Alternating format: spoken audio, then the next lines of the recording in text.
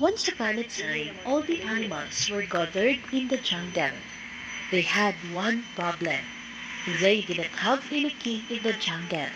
Soon, the animals in the forest decided to elect a new ruler.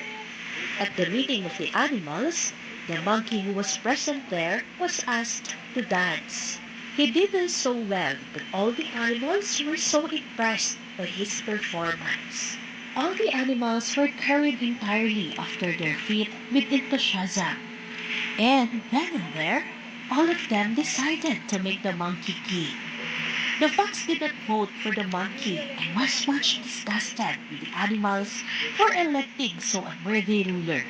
One day, he found a trap with a bit of meat in it.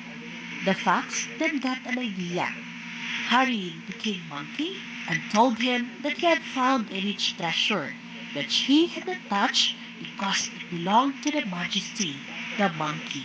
The greedy monkey followed the fox to the trap. As soon as he saw the meat, he grasped eagerly for it. In a couple of seconds, the fox saw that the monkey was fast in the trap. The fox stood off and laughed. The fox then said, "You pretend to be our king, and you cannot even take care of yourself." The monkey bowed down his head in shame. He was really ashamed of what he had done. All the animals realized that the true leader proves himself by his qualities and not by showing off what he has.